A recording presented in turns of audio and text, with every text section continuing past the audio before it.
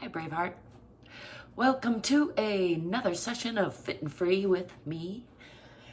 I'm Aunt Angel, ZGALA, and I'm a little bit chilly, is why I'm hugging myself. But I'm gonna warm things up just a little bit. Step back here, just move the body. Been moving through some pain today, as is sometimes the case. So I'm gonna start with just a little loosening up. I like to remind you, you're welcome to follow along with me, follow my lead, but also listen to your own body, please. I'm gonna start with a little bit of just bringing my palms together, pressing elbows towards each other, squeezing shoulder blades. Do a little bit of a back bend because my arms are hurting right now. And then I'm gonna bring that into a forward fold, bringing the arms with.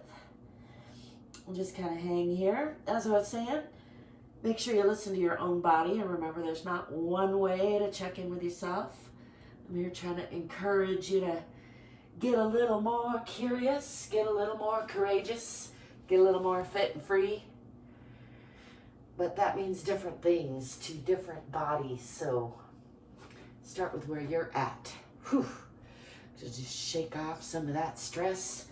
Let's run through a full body stretch, shall we? I'm going to start by stepping back with the left foot, just because I like to keep track of where I start. And if you're following along, make sure you pull your back hip forward and your forward hip back. You're looking for a nice stable stance, like I'm still searching for, with the feet relatively parallel and the hips relatively perpendicular to that parallel line. So that hence why you're going to pull that back hip forward, forward hip back, and then tuck the tailbone under a little bit and sink into that lunge or warrior pose. I'm going to keep kind of stretching these arms because they are talking to me a lot. Trying to listen to my own body. Let's bring those arms up and then over to the off side. So closing those hips even more, pulling that back hip forward, forward hip back. For me, I have to come up on those back toes, but I'm still pushing back into that heel. Try not to fall over. And then let's deepen that lunge a little bit more and bring that left hand down on the inside of the right foot for an even deeper twisting triangle pose. Looking up past those fingertips. And then we'll bring that hand around. You can reach for your opposite hip if you want to get some additional twist. And looking out over that back heel helps kind of really drive that twist home. And then unwinding all that, I'm going to bring hands down on either side of that front foot and bring that foot back to meet the back foot. Let's go feet a little bit wider than hip distance apart today. Just pushing back with fingers wide through strong palms, pushing the hips back toward the wall behind and pressing down in those heels. Let's bend one leg, pushing more into the opposite leg. So for me, I'm pushing into the left and then bending the left and pushing into the right. And again, bending the right, pushing into the left. And one more time, pushing into the right, bending the left.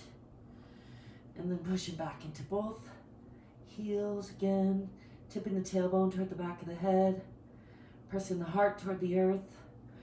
And then I'm going to swing the body forward a little bit and come into that little bit of a cobra type of pose, stretching the front of the body, lifting the eyes and the chest.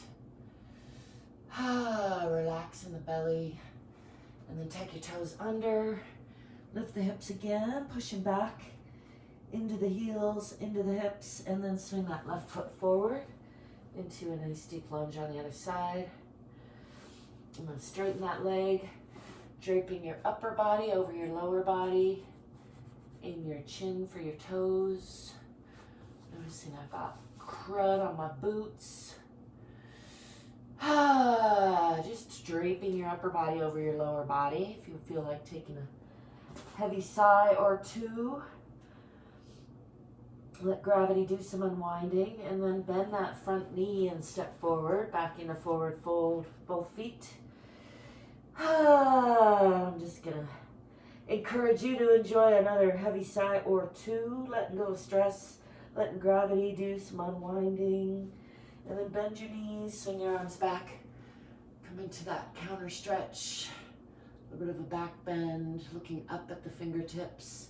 Try not to crunch up in the shoulders. And I'm gonna swing those arms all the way back around and just shake it off.